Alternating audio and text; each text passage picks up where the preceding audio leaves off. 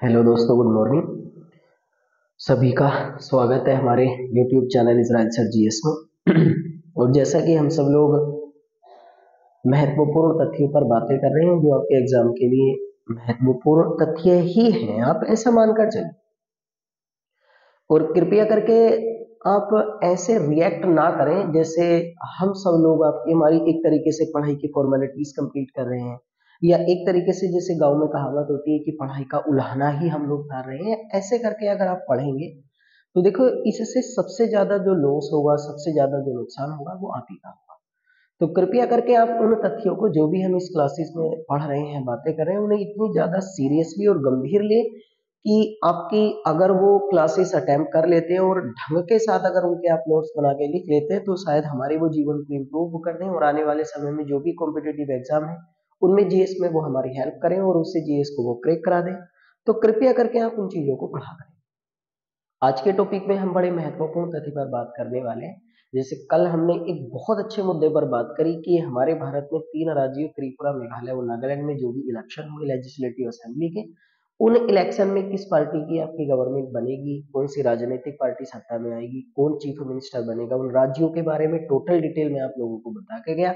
तो आप देख लिया करें, आप कम से कम उन बातों को कोशिश तो करें। देखो, मैं बिल्कुल साफ क्लैरिफाई आप लोगों को कर देता हूँ कि कृपया करके साज धज्जा से या जो आप हम लोग आपकी हमारी बातें करते हैं उसी से अगर एग्जाम क्वालिफाई होता तो जो भी आपकी हमारी केवल आपकी हमारी जो बहुत बड़ी साज धज्जा वाले होते हैं उन्हीं के पढ़ाए हुए लोग लगते हैं। सीधी सी बात होती है। कृपया करके आप लोग ट्रस्ट करें और कोशिश करें उन तथ्यों को पढ़ने की, क्योंकि मैं यूट्यूब पर केवल फॉर्मेलिटीज कंप्लीट करने नहीं आया हूँ। जो भी टॉपिक हम यहाँ पर लेकर आते हैं उसकी संपूर्ण जानकारी मैं यहाँ पर देके जाता हूँ, आपको खुद फील होता होगा वो। ठीक है भैया, आइए आज हम एक बड़े महत्वपूर्ण तथ्य पर बात करने वाले हैं और वो है आपकी कि हमारे भारत में जो सुप्रीम कोर्ट होता है, सर्वोच्च न्यायालय जिसको बोल दिया जाता है ना, सुप्रीम कोर्ट ये हिंदी में जिसको बोल दिया जाता है आपकी सर्वोच्च न्यायालय, इसके द्वारा एक निर्णय दिया गया है सर्वोच्च न्यायालय के द्वारा, और इन्होंने आपकी एक निर्णय दिया है। और वो निर्णय दिया है इलेक्शन कमीशन को लेकर, ठीक है ना। इन्होंने जो निर्णय दिया है वो दिया है निर्वाचन आयोग को लेकर। निर्वाचन आयोग, निर्वाचन आयोग को लेकर इन्होंने निर्णय दिया। निर्वाचन आयोग को इंग्लिश में इलेक्शन कमीशन के नाम से जाना जाता है कि नहीं, है ना ये बात। अब जैसे करके इसको लेकर निर्णय दिया गया तो आप पूरा तथ्य इसके बारे में पढ़ें, अच्छा सा एक नोट्स, एक टॉपिक तैयार हो जाएगा। जो भी कुछ मैं आपके लिए लेकर आ रहा हूँ उस पर आप इतनी अच्छी तरीके से महत्वपूर्ण नोट्स बनाएं, क्योंकि वही आपकी एग्जाम के लिए इतने ज्यादा महत्वपूर्ण होता है, तभी तो हम इस पर डिस्कशन कर रहे हैं आपका, है ना। अब देखो, सुप्रीम कोर्ट ने ये जो इलेक्शन कमीशन होता है, निर्वाचन आयोग होता है, इसको लेकर आपकी जो निर्णय दिया है वो है।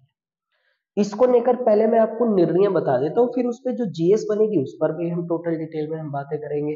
देखो, इसको लेकर आपकी सर्वोच्च न्यायालय के द्वारा निर्णय दिया गया, तो आप पहले तो आप ऐसे करें, जिन लोगों को नहीं पता वो सुप्रीम कोर्ट जाकर पढ़ लें, क्योंकि बार बार सुप्रीम कोर्ट के द्वारा जो दिए गए निर्णय आते हैं उन पर हम लोग डिस्कस करते हैं, उन पे हम लोग चर्चा करते हैं। ऐसे ही करके आप सब लोग आपके सुप्रीम कोर्ट को पढ़ लें जिन्होंने नहीं पता है, क्योंकि हम तो आज इसके बारे में बात करने वाले हैं। इलेक्शन कमीशन जो निर्वाचन आयोग होगा, निर्वाचन आयोग को लेकर निर्णय दिया गया है कि निर्वाचन आयोग में जो इसमें जो मुख्य निर्वाचन जो आपकी चुनाव आयुक्त होते हैं, चुनाव आयुक्त दो प्रकार के होते हैं। अब मुझे बड़े ध्यान से सुनते रहें और सारी चीजें आप लिखते रहें, है ना।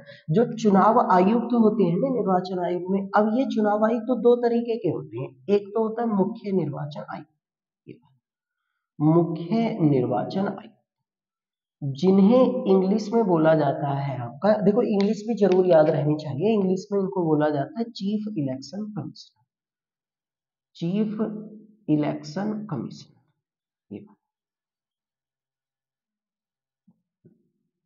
कमिश्नर एक तो ये होता है। और इसके अतिरिक्त इसमें आपकी अन्य निर्वाचन आयुक्त होते हैं। अन्य निर्वाचन आयुक्तों को केवल बोल दिया जाता है आपका इलेक्शन कमिश्नर, इलेक्शन कमीशन, है ना। अब इसे ना आपकी जो लिखा हुआ आएगा तो इसका मतलब ऐसे कह सकते हैं कि चुनाव आयोग में जो चुनाव आयुक्त तो होते हैं उनमें चीफ इलेक्शन कमिश्नर और जो इलेक्शन कमिश्नर होते हैं, इनकी नियुक्ति को लेकर निर्णय दिया गया। बड़े ध्यान से सुनना मुझे, टोटल डिटेल में समझ में आ जाएगा। तो इसमें क्या किया गया था कि जो निर्वाचन आयोग होता है, इलेक्शन कमीशन होता है, उसमें जो चुनाव आयुक्त होते हैं, अब ये चुनाव आयुक्त में आपकी हमारी दो प्रकार के होते हैं इलेक्शन कमीशन में। एक तो चीफ इलेक्शन कमिश्नर होता है बाकी अदर इलेक्शन कमिश्नर होते हैं, यानी कि इलेक्शन कमिश्नर होते हैं, अन्य निर्वाचन आयुक्त होते हैं। तो इनकी जो नियुक्ति थी ना अभी तक, नियुक्ति नियुक्ति वो एक तरीके से अभी तक केंद्र सरकार ही करती थी। केंद्र सरकार, ये इनकी नियुक्ति जो होती है वो केंद्र सरकार ही करती थी। आप ऐसे कह लें कि इनकी नियुक्ति करता तो वैसे राष्ट्रपति था, लेकिन राष्ट्रपति जो करता था वो केंद्र सरकार की सिफारिश पर ही करता था। केंद्र सरकार की सिफारिश पर ही इनकी नियुक्ति की जाती थी। तो करता तो आपकी प्रेसिडेंट ही था। अगर क्वेश्चन पूछा जाता है ना कि भारत में अभी तक निर्वाचन आयोग में मुख्य निर्वाचन आयुक्त और अन्य निर्वाचन आयुक्तों की नियुक्ति कौन करता था, तो आंसर भारत का राष्ट्रपति आएगा। लेकिन जहां कहीं भी भारत के राष्ट्रपति के बारे में अगर चर्चा आती है तो वास्तविकता में उसकी नियुक्ति करता कौन है, सेंट्रल गवर्नमेंट। क्योंकि इंटरनल वे में तो केंद्र सरकार की ही सिफारिश होती है, उसकी ही रिकमेंडेशन होती है, उसी की सिफारिशें होती हैं। तो ये रिकमेंडेशन करते थे और इनकी रिकमेंडेशन पर आपकी नियुक्ति कौन करता था, राष्ट्रपति करता था। तो अब देखो इलेक्शन कमीशन में आपकी क्या होता था। देखो एक बात बताओ, अब केंद्र सरकार अगर सिफारिश कर रही है तो केंद्र सरकार का जो भी पसंद का पर्सन होगा, जो भी पसंद का व्यक्ति होगा, है कि नहीं, या जिसे ये बनाना चाहते होंगे, जिसे बनाना चाहते होंगे उसी के नाम की ये लोग आपकी सिफारिश कर देंगे। अब उसी के नाम की अगर ये सिफारिश कर देंगे तो उसी को तो मजबूरी है फिर राष्ट्रपति के द्वारा कि उसी वाले व्यक्ति की नियुक्ति जो है राष्ट्रपति के द्वारा वो इलेक्शन कमीशन में कर दी जाए, चाहे वो चीफ इलेक्शन कमिश्नर बना दिया जाए या अदर इलेक्शन कमिश्नर बना दिया जाए। जैसे हमने पिछली क्लास में एक और आपकी हमारी यूट्यूब पर पड़ी हुई है, अरुण गोयल की नियुक्ति को लेकर आपकी विवाद हुआ, उनको लेकर बहुत ज्यादा कोलैप्स देखने को मिला था सुप्रीम कोर्ट के और केंद्र सरकार के बीच में। तो अब केंद्र सरकार तो उसी व्यक्ति को यहाँ बैठाना चाहेगी ना जो उसकी पसंद का हो।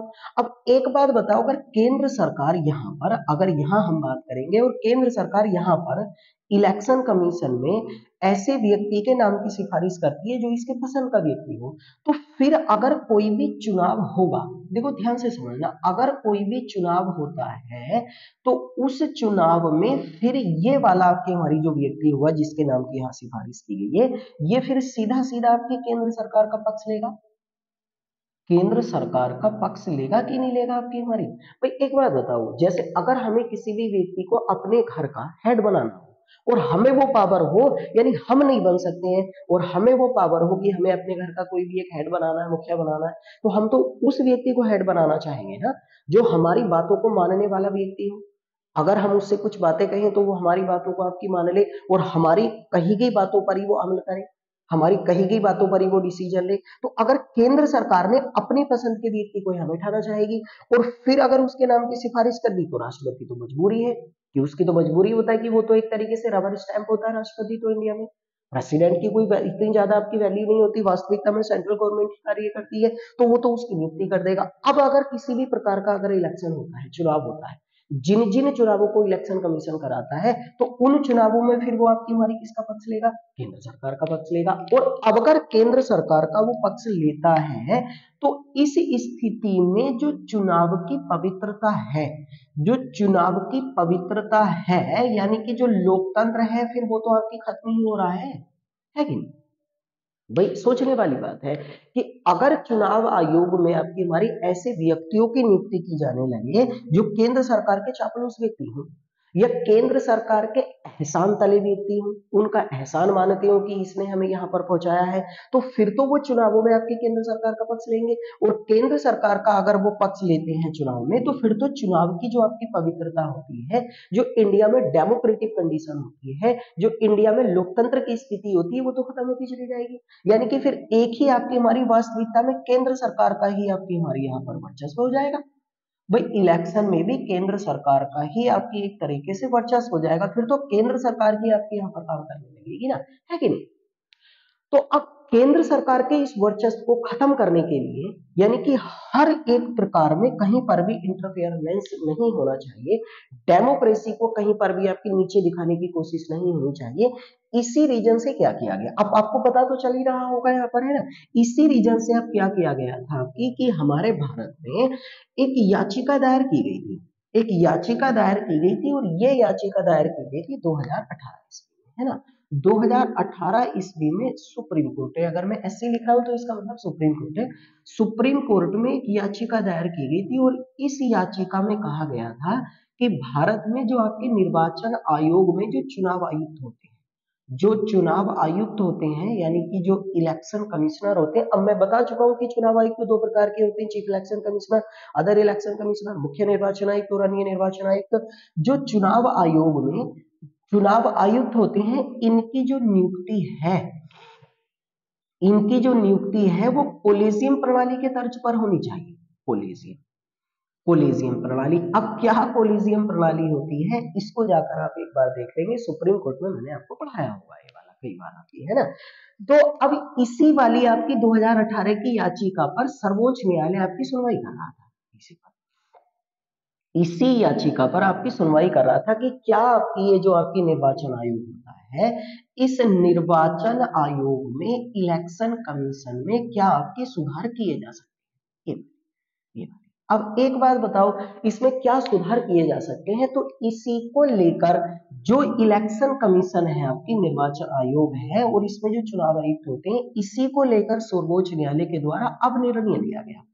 अब ये जो आपकी निर्णय है वो दिया गया आपके सर्वोच्च न्यायालय के द्वारा, इलेक्शन कमीशन के द्वारा, कि चुनाव आयुक्तों की नियुक्ति अभी तक कौन करता था, याद रहेगा ना। अभी तक कौन करता था भारत में चुनाव आयुक्तों की नियुक्ति, राष्ट्रपति करता था, लेकिन वास्तविकता में करती कौन थी, केंद्र सरकार, क्योंकि उसकी सिफारिश पर की जाता था। तो अब ये जो निर्णय दिया है ना सुप्रीम कोर्ट ने आपकी भारत में, और इन्होंने कहा है, अब सर्वोच्च न्यायालय ने जो निर्णय दिया है उसे सुन लें आप। सर्वोच्च न्यायालय के द्वारा आपके निर्णय दिया गया है कि भारत में निर्वाचन आयोग में जो चुनाव आयुक्त होते हैं, वो मैं पहले ही क्लैरिफाई कर चुका हूं, दो प्रकार के होते हैं। जो चुनाव आयुक्त होते हैं, इनकी वर्तमान नियुक्ति प्रणाली को निलंबित कर दिया है, वर्तमान नियुक्ति प्रणाली को समाप्त कर दिया गया है, यानी वर्तमान जो नियुक्ति प्रणाली का मतलब है कि अभी तक जो केंद्र सरकार की सिफारिश पर राष्ट्रपति करता था, उस आपकी नियुक्ति प्रणाली को देखो यहाँ सीधा सीधा लिखा हुआ है कि क्या कर दिया गया है, आपकी समाप्त कर दिया गया। और ये निर्णय किसके द्वारा दिया गया, सुप्रीम कोर्ट के द्वारा दिया गया है। अब देखो एक बात बताओ आपकी, देखो बड़े ध्यान से सुनना, यहाँ सारे व्यक्ति आपकी है ना, ये चीजें लिखनी पड़ेंगी आपको, तभी याद रहेंगी आपकी। अब सुप्रीम कोर्ट ने निर्णय दिया कि अब ये प्रणाली आपकी जो प्रोसीजर है ये आपकी फिनिश हो जाएगा, ये समाप्त हो जाएगा। अब अगर हम बात करेंगे तो याचिका कब दायर की गई थी इसको लेकर, याचिका को इंग्लिश में पिटीशन बोला जाता है आपके, है ना। तो इसको लेकर कब दायर की गई थी, 2018 ईस्वी में। इसी पर निर्णय जो है वो कल दिया गया है। अब इस पर जो आपकी सर्वोच्च न्यायालय ने निर्णय दिया है, तो सर्वोच्च न्यायालय के द्वारा जो इसको लेकर आपके डिसीजन दिया गया है, निर्णय दिया गया है, वो निर्णय आपकी हमारी क्या है, उस निर्णय में ये कहा गया है कि भारत में जो आपके चुनाव आयुक्त होते हैं, है ना, चुनाव आयुक्त, इनकी नियुक्ति जो होगी वो इनकी नियुक्ति एक 3 सदस्यीय समिति की सिफारिश के आधार पर की जाएगी। 3 सदस्यीय, देखो यहाँ आपकी हमारी बड़े बड़े अक्षरों में आप लिखना, 3 सदस्यीय जो होंगे आपकी हमारी 3 सदस्यीय, इस 3 सदस्यीय आपकी हमारी समिति की सिफारिश पर की जाएगी, ये वाली सिफारिश पर की जाएगी। अब इन 3 सदस्यीय समिति में कौन कौन होगा, तो एक तो होगा इसमें आपके भारत का प्रधानमंत्री होगा, है ना, प्राइम मिनिस्टर ऑफ इंडिया। दूसरा जो इसमें सदस्य होगा वो होगा लोकसभा में विपक्ष का नेता, ये वाला, है ना। इंग्लिश में लिख देता हूं मैं एक बार, अपोजिशन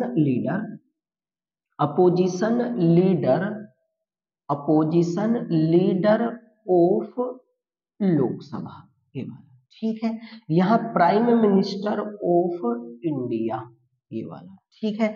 और तीसरा सदस्य होगा इसमें सर्वोच्च न्यायालय का, यानी सुप्रीम कोर्ट का मुख्य न्यायाधीश, ये वाला।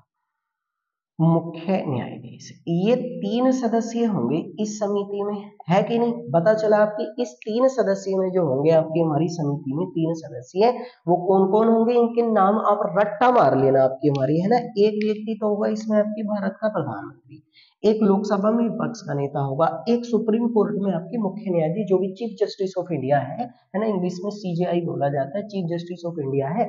जैसे इस समय आपकी चीफ जस्टिस ऑफ इंडिया आपकी डीवाई चंद्रचूड़ है, तो वो होंगे। इस समय नरेंद्र मोदी जी भारत के प्रधानमंत्री है, वो होंगे। इस समय लोकसभा में विपक्ष के नेता अधीर रंजन चौधरी हैं, अगर ना पता हो तो लिख लेना, मैं दोबारा रिपीट कर रहा हूँ, अधीर रंजन चौधरी इस समय लोकसभा में विपक्ष के नेता है। प्रधानमंत्री नरेंद्र मोदी जी हैं, मुख्य न्यायाधीश डीवाई चंद्रचूड़ है। ये 3 सदस्य आपकी हमारी समिति जो होगा वो चुनाव आयुक्तों के नियुक्ति के लिए नामों की सिफारिश करेगी, नामों की सिफारिश। और नामों की सिफारिश किससे की जाएगी? नामों की सिफारिश की जाएगी भारत के राष्ट्रपति से, प्रेसिडेंट ऑफ इंडिया, इससे नामों की सिफारिश की जाएगी। और इन आपके नामों की जो सिफारिश होगी, इन नामों की सिफारिश के आधार पर राष्ट्रपति जो होगा वो चुनाव आयुक्तों की नियुक्ति कर देगा, चुनाव आयुक्तों की नियुक्ति कर देगा आपकी हमारी ये वाला। तो नियुक्ति तो अब भी आपकी हमारी भाई कौन करेगा? भारत का राष्ट्रपति करेगा। लेकिन भारत का राष्ट्रपति अब डायरेक्ट केंद्र सरकार के परामर्श पर नियुक्ति नहीं करेगा, बल्कि 3 सदस्यीय एक समिति होगी, इसकी सिफारिश के आधार पर वो मुख्य निर्वाचन आयुक्त और अन्य निर्वाचन आयुक्तों की नियुक्ति करेगा आपकी। ऐसा निर्णय सर्वोच्च न्यायालय के द्वारा दिया गया है। ये उसी तर्ज पर निर्णय दिया गया है ना, इसी तर्ज पर, देखो ध्यान से लिख लेना, इसी तर्ज पर ना, इसी तर्ज पर हमारे भारत में सीबीआई के डायरेक्टर की नियुक्ति राष्ट्रपति करता है। जो डायरेक्टर होता है ना आपकी, इसके डायरेक्टर की नियुक्ति जो होता है आपकी, वो भी भारत का राष्ट्रपति करता है। तो इस लाइन को भी आप लिखना, ये भी याद रहेगा कि भारत में आपकी जो सबसे बड़ी खुफिया एजेंसी होती है, जो मैंने इसी चैनल पर आपको पढ़ा रखा है, जिसका नाम है आपकी चीफ ब्यूरो ऑफ इन्वेस्टिगेशन, केंद्रीय अन्वेषण ब्यूरो, सीबीआई नहीं होता, जिसके वर्तमान में अध्यक्ष आपकी हमारी जायसवाल है नहीं आपकी हमारी, है ना। तो इस समय हमारे भारत में जो सीबीआई होता है, इसके डायरेक्टर की नियुक्ति राष्ट्रपति करता है। लेकिन इसके डायरेक्टर की जो नियुक्ति होती है वो भी एक सदस्यीय समिति के आधार पर की जाती है। और सीबीआई के डायरेक्टर की जो नियुक्ति होती है ना, इसकी नियुक्ति भी आपकी हमारे किन 3 सदस्यीय समिति के आधार पर की जाती है, जिस 3 सदस्यीय समिति में भारत का प्रधानमंत्री, लोकसभा में विपक्ष का नेता और भारत का आपके मुख्य न्यायाधीश जो भी होता है, उस 3 सदस्यीय समिति में लोग होते हैं। ये 3 सदस्यीय समिति एक नाम की सिफारिश करता है कि उस व्यक्ति को सीबीआई का डायरेक्टर होना चाहिए। उसी नामों पर आपकी हमारी भाई विचार विमर्श करता है राष्ट्रपति, और उस व्यक्ति को सीबीआई का डायरेक्टर भारत का राष्ट्रपति नियुक्त कर देगा। अब इसी के आधार पर लगभग ऐसा ही बिल्कुल सेम प्रोसीजर किसकी नियुक्ति को लेकर बनाया गया है, आपकी चुनाव आयुक्तों की नियुक्ति को लेकर, अपॉइंटिंग को लेकर आपकी एक निर्णय किसके द्वारा दिया गया है? सुप्रीम कोर्ट के द्वारा दिया गया है। देखो सुप्रीम कोर्ट ने इस निर्णय में सीधा सीधा कहा है, हो गया ना, मैंने तीनों नाम यहाँ बोल दिए कौन कौन होंगे, इनकी सिफारिश पर कौन करेगा। अब देखो अगर हम यहाँ लिखेंगे तो इस निर्णय में सीधा सीधा आपकी हमारी एक बात कही गई है, और वो ये बात कही गई कि मान लेते हैं यदि लोकसभा में, है ना, ध्यान से सुनना, यदि लोकसभा में विपक्ष का नेता नहीं है, विपक्ष का नेता नहीं है, आपको अगर नहीं पता है ना, तो मैं आपको एक बात बता दूं, लोकसभा में विपक्ष की पार्टी का दर्जा पाने के लिए आपके पास कुल सीटों का 10% सीटें होनी चाहिए, याद रखना। यानी कि जैसे इस समय लोकसभा में टोटल आपकी हमारी अधिकतम सदस्य जो हो सकते हैं वो 500 आपकी हमारी भाई 52 हो सकते हैं। अब इन 552 को आप थोड़े समय के लिए 550 मानिए। अब 550 का अगर आप 10% निकालते हैं तो डबल जीरो से D0 कट जाएगा, कितने सदस्य? 55। यानी अगर किसी भी राजनीतिक पार्टी के साथ, दोबारा सुन लो आप लिख लेना, अगर किसी भी राजनीतिक पार्टी के पास सत्ता में बैठी पार्टी को छोड़कर लोकसभा की कुल सदस्य संख्या का 10% सीटें अगर है या उससे ज्यादा है, तो ही उस पार्टी को विपक्ष की पार्टी का दर्जा मिल सकता है। समझ गए? अगर नहीं है तो नहीं मिलेगा। और जो भी विपक्ष की पार्टी का दर्जा होगा, उसी पार्टी के लोग आपस में से, जैसे इस समय कांग्रेस को आपकी विपक्षी पार्टी का दर्जा कंप्लीटली नहीं है, क्योंकि उसके पास लोकसभा में 55 सीटें हैं नहीं इस समय, लेकिन फिर भी आपकी हमारी एक तरीके से औपचारिक रूप से बीजेपी के द्वारा, यानी हमारी भारत की जो सेंट्रल गवर्नमेंट है, उसे विपक्षी पार्टी का दर्जा दिया गया। अब विपक्षी पार्टी का दर्जा जिसे भी मिल जाता है ना, तो इसी का कोई भी एक व्यक्ति उस पार्टी की ओर से क्या बना दिया जाता है, लोकसभा में विपक्ष का नेता बना दिया जाता है। तो विपक्षी पार्टी का दर्जा लेने के लिए शर्त होती है कि कुल लोकसभा सदस्य संख्या का आपके पास 1/10 या 10% सीटें होनी कंपलसरी होती है। अब इस निर्णय में जैसे मान लेते हैं कि लोकसभा में हो भी सकता है विपक्ष की पार्टी कोई हो या ना हो आपकी, और विपक्ष की पार्टी अगर नहीं है तो फिर विपक्ष का नेता तो नहीं होगा। तो सुप्रीम कोर्ट ने ये कहा है, सुप्रीम कोर्ट ने ये कहा है कि यदि यदि लोकसभा में विपक्ष का नेता नहीं है, तब आपकी जो पार्टी लोकसभा में लोकसभा में सबसे बड़ी विपक्ष की पार्टी होगी, सबसे बड़ी विपक्ष पार्टी होगी, उसका सदस्य इस समिति में नियुक्त किया जाएगा, उसका सदस्य इस समिति में नियुक्त किया जाएगा। ये कहा है, इस समिति में नियुक्त किया जाएगा। ये बात, ये बहुत अच्छा निर्णय है भाई, आपकी इसमें पूरी चीजें आपकी क्लैरिफाई की गई है। यानी कि मान लेते किसी भी राजनीतिक पार्टी को विपक्ष की पार्टी का दर्जा लोकसभा में नहीं है, तो विपक्ष का नेता नहीं होगा, तो केंद्र सरकार यहाँ बहाना नहीं बना सकती है।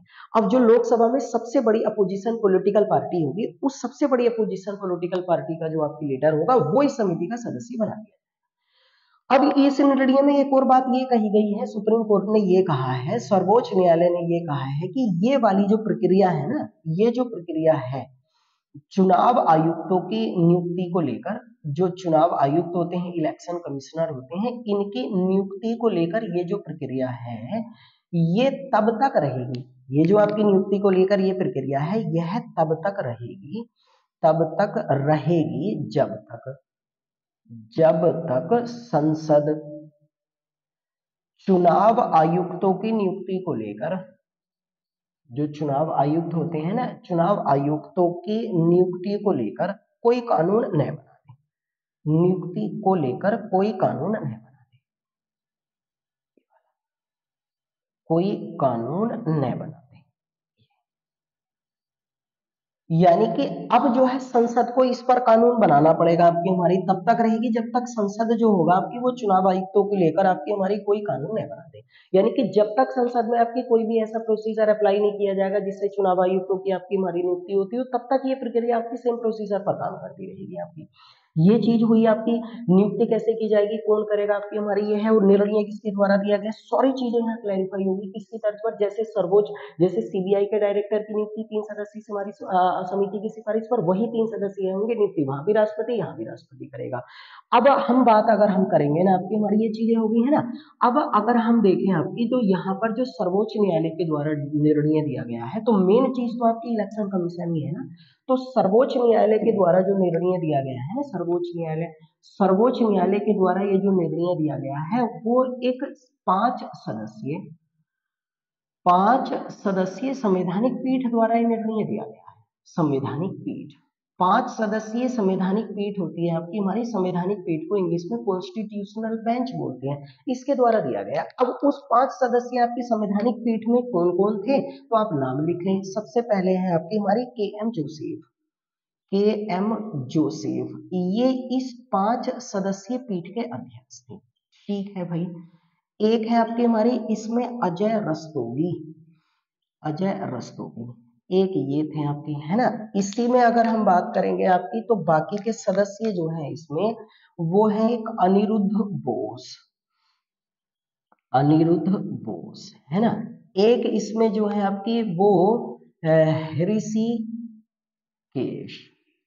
रॉय, एक ये थे इसमें, है ना। और नंबर 5 पे आपकी सीटी रवि कुमार, ये वाले सीटी रवि कुमार आप लिख लें भाई।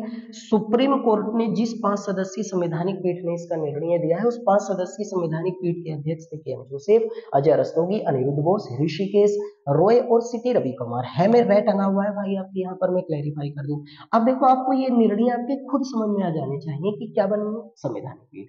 मैंने आपको कितनी बार इस वाली क्लास में समझाया होगा कि ये याद जरूर रखना, संवैधानिक पीठ क्या होती है। यानी कि आप एक बार ये चीजें जरूर दोबारा लिख लें, आपकी संवैधानिक पीठ का गठन कब किया जाता है? तो सर्वोच्च न्यायालय में संवैधानिक पीठ का गठन किया जाता है जब। संवैधानिक पीठ का गठन कब किया जाता है? अगर ये वाला क्वेश्चन आता है तो संवैधानिक पीठ का गठन हमारे भारत में सर्वोच्च न्यायालय में तब किया जाता है, तब किया जाता है जब जब संविधान के निर्वचन से संबंधित कोई मामला देना, संविधान के निर्वचन से संबंधित कोई निर्णय अगर देना हो, कोई भी निर्णय अगर आपकी देना हो, तो उस निर्णय को आपकी हमारी देने के लिए जो एक पीठ बनाई जाती है, उस वाली पीठ को आपकी बेंच या संवैधानिक बेंच या कॉन्स्टिट्यूशनल बेंच। देखो अगर कोई निर्णय साधारण है, हमारा कोई भी लड़ाई झगड़े का केस चला गया, वैसे मैंने इस वाली बात को कभी ना कभी समझाया होगा, पुरानी क्लासेस आप देख लें, मैं एक बार फिर दोबारा क्लैरिफाई कर देता हूँ। अगर हमारा कोई भी साधारण केस है, सिंपल कोई भी वाद पहुंच जाता है सुप्रीम कोर्ट, तो उसका निर्णय देने के लिए सर्वोच्च न्यायालय के मुख्य न्यायाधीश के पास की पावर होती है कि वो एक व्यक्ति को तैनात कर दे कि तुम न्यायाधीश हो, तुम इस निर्णय को आपकी हमारी सुनाओगे। तो एक न्यायाधीश अगर किसी केस की सुनवाई करेगा तो वो एकल न्यायाधीश पीठ हो जाती है। अगर किसी केस की सुनवाई दो न्यायाधीश करेंगे तो उसको डबल न्यायाधीश पीठ कहा जाता है, तीन करेंगे तो तीन न्यायाधीश पीठ कहा जाता है। लेकिन अगर कोई ऐसा निर्णय देना हो जिसमें संविधान का मामला फंसा हुआ हो, कॉन्स्टिट्यूशन की व्याख्या का मामला फंसा हुआ हो, तो उसका निर्णय देने के लिए सर्वोच्च न्यायालय का जो मुख्य न्यायाधीश होगा वो एक आपकी पीठ बनाएगा। उस पीठ को साधारण पीठ ना कहकर संवैधानिक पीठ कहा जाएगा। तो संवैधानिक पीठ का गठन कब किया जाता है? संविधान के निर्वचन से संबंधित किसी भी आपके मामले में निर्णय देना हो। एक बात आपको तय होती है कि आपकी संवैधानिक पीठ में न्यूनतम कितने न्यायाधीश होते हैं? तो न्यूनतम इसमें न्यायाधीशों की संख्या जो होती है वो कितनी हो सकती है? आपकी 5, कम से कम 5 जरूर होने चाहिए। अधिकतम कितने भी हो सकते हैं, है ना, अधिकतम जो हो सकते हैं आपके, वो इनकी कोई सीमा नहीं है, अधिकतम की कोई सीमा नहीं है, लेकिन न्यूनतम कितने होने जरूरी है? आपके 5। कब किया जाता है? तो ये संवैधानिक पीठ है, तो इसका मतलब ये संविधान की व्याख्या से संबंधित मामला है आपकी, है ना। एक मैं चीज आपको दोबारा लिखवा दूं, वैसे मैं लिखवा चुका हूँ कि हमारे भारत में अगर हम बात करेंगे ना, आपकी हमारी अभी तक सबसे बड़ी जो संवैधानिक पीठ बनी थी आपकी, सबसे बड़ी जो संवैधानिक पीठ बनी थी आपकी, चीजें रिवाइज होनी चाहिए। संवैधानिक जो पीठ बनी थी वो आपकी हमारी गठित की गई थी आपकी केशवानंद भारत बनाम केरल राज्यवाद में। केशवानंद भारत बनाम केरल राज्यवाद, ये घटना है 1973 की, और इसमें आपकी न्यायाधीशों की संख्या 13 थी। लिख ले, सबसे ज्यादा आता है।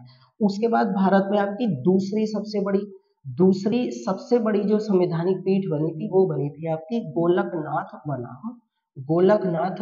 भारत बनाम पंजाब राज्यवाद। ये घटना 1967 की है और इसमें न्यायाधीशों की संख्या आपकी 11 थी। ये संवैधानिक पीठ का भी पता चल गया। अब एक बात बताओ आपकी, अगर संवैधानिक पीठ ने निर्णय दिया कि ऐसे ऐसे होगा, अब तक नियुक्ति कौन करता था, तो आपको अब ये भी तो जानना चाहिए ना कि आपकी हमारी अब मेन चीज है कि आप लोगों को क्या पढ़ना चाहिए? इलेक्शन कमीशन, यानी कि आपको निर्वाचन आयोग पढ़ना चाहिए आपकी, है कि नहीं, है ना। अब इलेक्शन कमीशन पढ़ना चाहिए। अब मैं जल्दी जल्दी से आपको चीजें क्लैरिफाई कर देता हूँ कि निर्वाचन आयोग जो है वो एक संवैधानिक संस्था है, संवैधानिक संस्था ये वाली, है ना। इस संवैधानिक संस्था है तो संविधान में इसका ब्यौरा दिया गया। भारतीय संविधान के जो इंडियन कॉन्स्टिट्यूशन है, भारतीय संविधान है, इसके भाग नंबर 15 में अनुच्छेद 324 से 329 के बीच में निर्वाचन आयोग से संबंधित आपके विवरण दिया गया है, प्रोसीजर दिया गया है ना। तो एक संवैधानिक संस्था होगी। अब जल्दी लिख लें, हमारे भारत में एक निर्वाचन आयोग होगा, हमारे भारत में एक निर्वाचन आयोग होगा। ये जो आपकी हमारी लिखा हुआ है ये अनुच्छेद 324 में है आपकी, निर्वाचन आयोग भारत में होगा, एक इलेक्शन कमीशन 324 में होगा।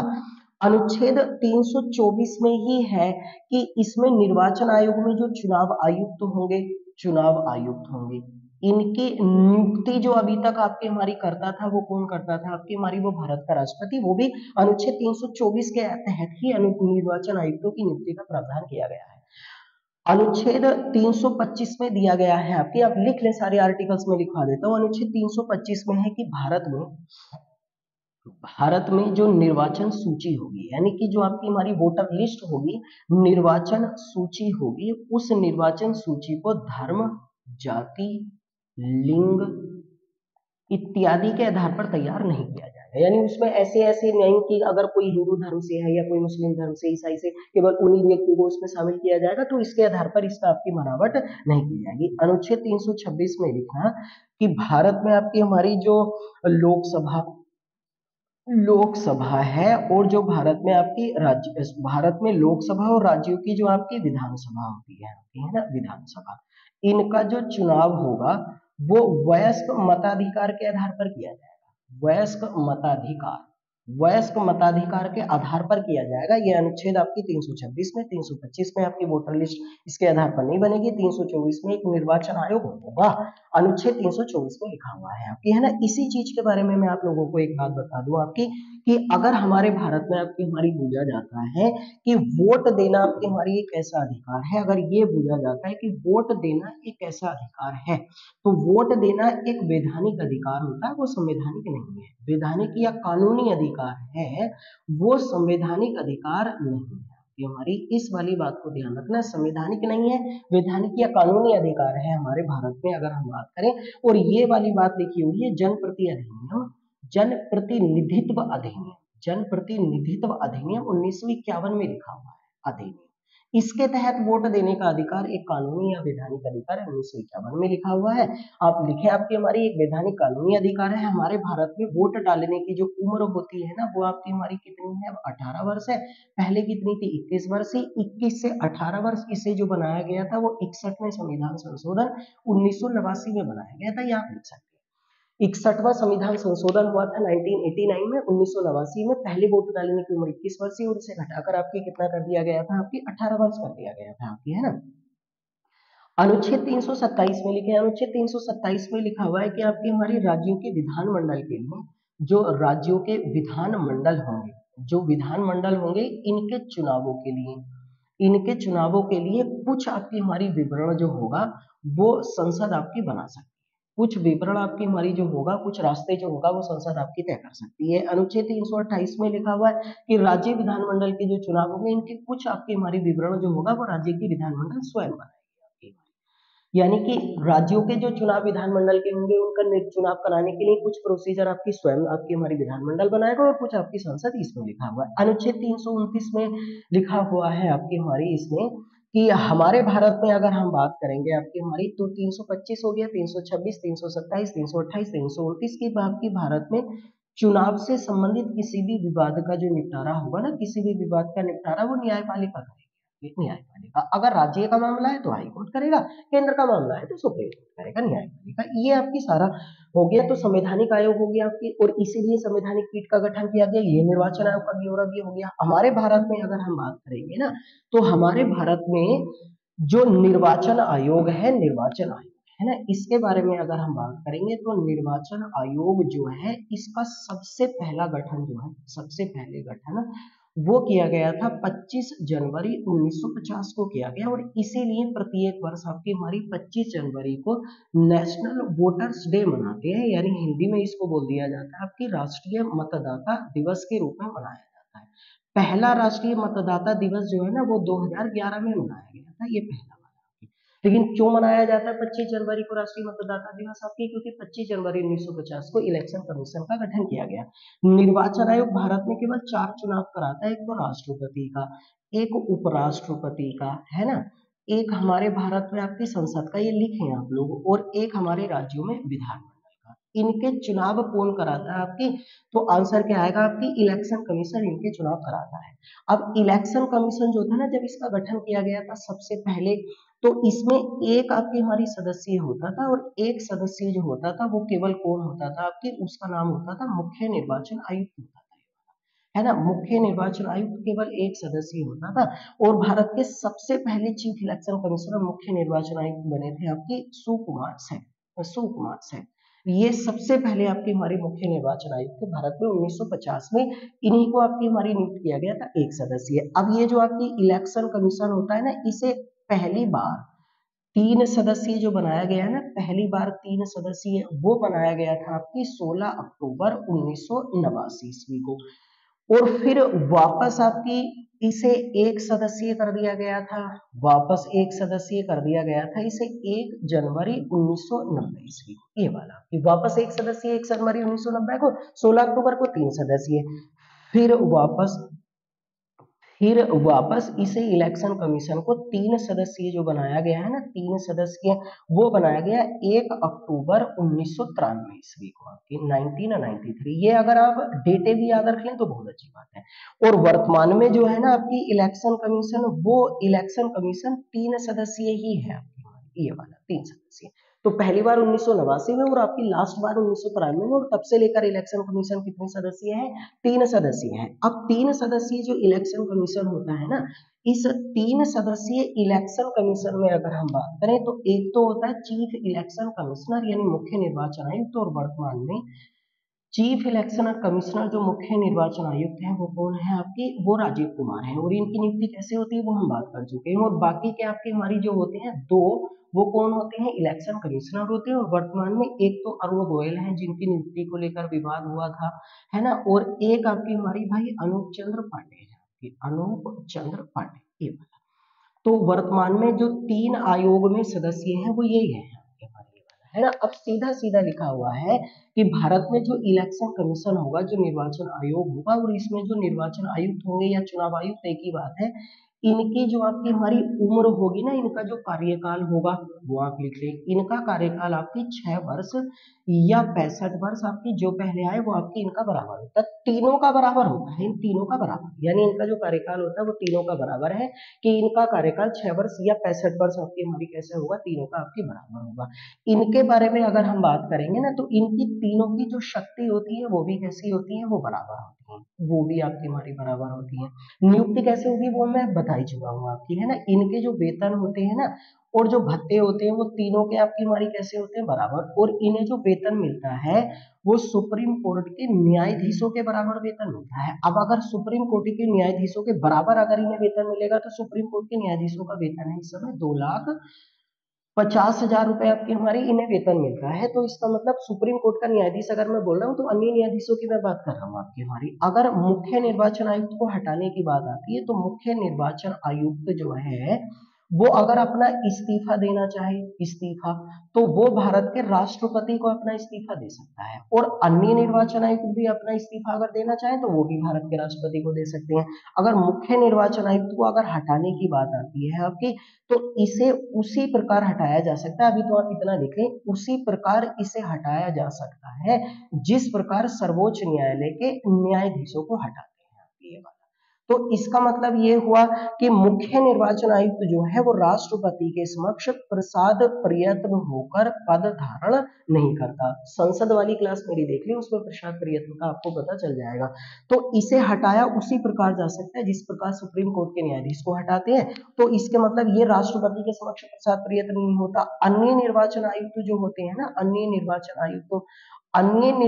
आयुक्त जो होते हैं आपकी, इन्हें मुख्य निर्वाचन आयुक्त की सिफारिश पर, मुख्य निर्वाचन आयुक्त की सिफारिश पर डायरेक्ट राष्ट्रपति हटा सकता है, ये वाला है ना। तो अन्य निर्वाचन आयुक्तों को ऐसे ही हटाया जाएगा, लेकिन मुख्य निर्वाचन आयुक्तों को उसी प्रकार हटाएंगे जिस प्रकार सर्वोच्च न्यायालय में न्यायाधीशों को हटाने की प्रक्रिया है। तो ये राष्ट्रपति के समक्ष प्रसाद प्रयत्न नहीं होता। सारे अनुच्छेद का गठन हुआ, पूरे का पूरा इलेक्शन कमीशन निर्वाचन आयोग। निर्वाचन आयोग काम क्या करता है मैं एक बार पढ़ देता हूँ, आप ऐसे ही सुन लेना। एक तो भारत में आपकी जो निर्वाचन सूची होती है उसे बनाने का काम करता है, 4 प्रकार के इलेक्शन कराने का काम करता है, किसी भी राजनीतिक पार्टी को दर्जा देने का काम राष्ट्रीय स्तर की, राज्य स्तर की, वो आपकी इलेक्शन कमीशन करता है। हमारी एक क्लास इस पर आपकी बनी हुई है, आप उस क्लास को जाकर आपकी देख लेंगे, आपको पता चल जाएगा। ये था पूरा निर्णय जो आपकी दिया गया, इसमें कुछ भी नहीं छोड़ा मैंने, टोटल भी हो रहा है। और इसके लिए मैंने यूट्यूब पर पढ़ाना स्टार्ट करा है कि मैं ऐसा नहीं हूँ कि आप लोगों को केवल एक तरीके से बस आसान सी भाषा में बता के चले जाऊँ और बाकी आपकी हमारी ऑफलाइन क्लासेस में बताऊंगा, लेकिन ऐसा नहीं, पूरा जो मुझे पढ़ाना वो पढ़ाना होता है, चाहे वो एक लाइन में पूरा हो जाए या फिर 10 लाइन में पूरा हो। कृपया करके आप इन चीजों को पढ़ें, याद करें। आने वाले समय में आपसे फिर मुलाकात होगी, लगातार मैं आपसे बात करता रहूंगा, और इन्हीं तथ्यों को अगर आपने पढ़ लिया आपकी जीएस कंप्लीट हो जाएगी। हमारे चैनल को ज्यादातर लोगों तक पहुंचाएं, शेयर लाइक जरूर कर दिया करें कृपया करके। और जो भी लोग आपके हमारे जुड़ रहे हैं हमारे साथ, सब्सक्राइब करके पूरी क्लास को देख लें और आपको पता चल जाएगा कि कितनी वैल्यूबल है हमारा चैनल और उसमें किस प्रकार की पढ़ाई मैं आप लोगों को करा रहा हूँ।